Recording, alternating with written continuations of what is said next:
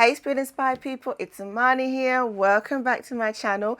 Welcome back to my channel if this is your first time here. It's another Spirit Inspired video where we talk about self-improvement in order to live our best lives. If you know you haven't subscribed, now is the time. Press that subscribe button. Put the notifications on so you do not miss another video. So let's get straight into it. How to maintain your convictions. What are convictions? Knowing what you stand for, your firm beliefs and opinions about any subject. Your conviction is something that will evolve with time and maturity.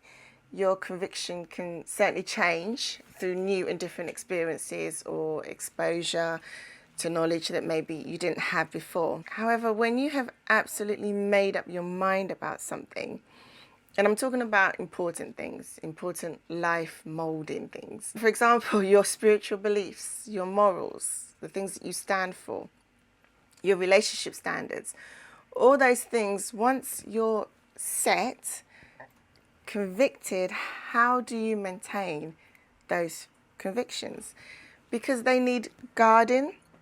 There's a scripture in the Bible that tells us to guard your heart with all diligence. And part of that is your strong beliefs. You've got to guard them because everything around is just trying to influence us in one direction or another. But when you have a strong conviction about something, you've decided that you have a position worth standing for.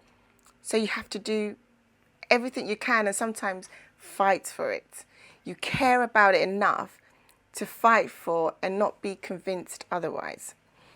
So for me, it's things like my spiritual life, my love for my family, my moral standards, the friends I keep, my future aspirations.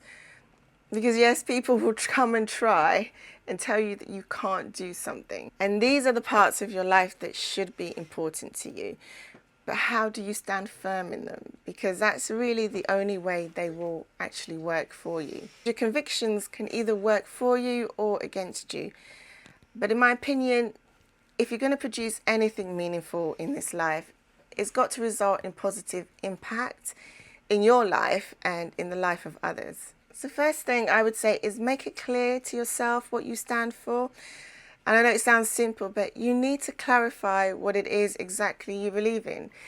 It's not a strong conviction if you're not sure on the details. You might not have yet taken the time to personally answer those big questions.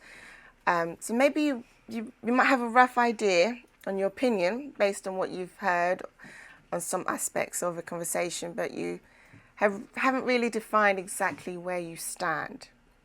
So I suggest that you just write them down. In fact, it's a really good idea to do that. And then reaffirm it to yourself daily through regular affirmations. Keep saying it to yourself, keep reminding yourself. Next, I would spend time on developing and increasing my knowledge. Knowledge is power. Knowledge gives you confidence and allows you to be absolutely convinced in yourself or convinced in that thing yourself. You have to be convinced to be able to maybe convince others if that's what you're trying to do. If you're a leader in any capacity, your knowledge brings comfort and certainty to those you are leading. So you need to know what you're talking about, basically. You become more trustworthy when you know not just what you're talking about, but actually acting it out as well. And you're continually growing in that knowledge. You're continually increasing your knowledge. Don't stay stagnant in your beliefs. You know, like an old man who doesn't want to get out of bigoted attitudes.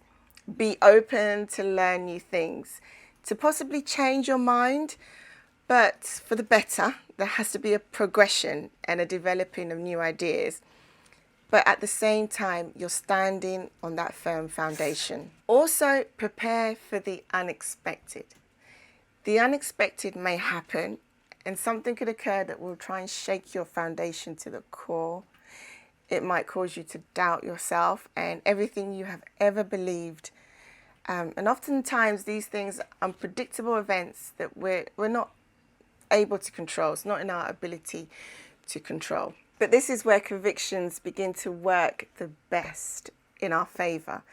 When you have an unwavering faith, you have full understanding of the things you can control. You can control how you react. You can take power over your mind. And if you refuse to compromise on your beliefs, despite all, you will see it through and come out even better than before. I strongly believe this. You know, storms will come and they can be really rough, but just remind yourself right now of that previous situation you thought was going to be the end of you, but yet you're still here. And so convictions can be rebuilt. Even if you lost your way a little bit, maybe you didn't know it then, but it was your faith that saw you through. Surround yourself with like-minded people. If you want to stay strong in your convictions, you need to surround yourself with people that think like you do.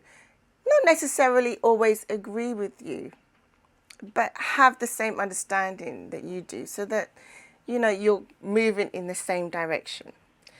Avoid and stay clear of people who just drain you out of your confidence, your joy and your energy. You know who they are. The ones that are constantly quick to criticize with no solution or help. If they don't believe in your ability or your passion, why give them your time? On the flip side, and this is where your ability to discern comes in, I wouldn't advise surrounding yourself with people who don't care enough to tell you the truth. There's a difference between the yes friends who have no real substance in what they say and would happily see you walk into the fire, compared to the ones who are determined to see you win, even if the truth may be painful. There's a difference in those kind of friends. Maintain your convictions, but be willing to see things from another perspective, to evaluate your thinking based on somebody giving you an opinion because they truly, truly care and they just want to advise you and give you some sort of input that will probably help you make a better decision than the one that you were making. Finally, I would say there is no such thing as being too positive. Stay positive. Why would you even allow a grain of negativity to enter your mind? It serves no purpose. Celebrate and recognize every win, even the small steps. Those spirit-inspired actions that lead to the bigger goals are worth shouting about. Take time to review and re-evaluate the things you have achieved in your life. Account for them and reflect on how far you have come. Tell yourself how great you are doing and reward yourself with joy. Don't quit, don't cave in. It's all worth it in the end. That's the end of my spirit-inspired talk. Maintain those convictions. It's a spirit-inspired action and keep doing it in style. I'll see you in the next video.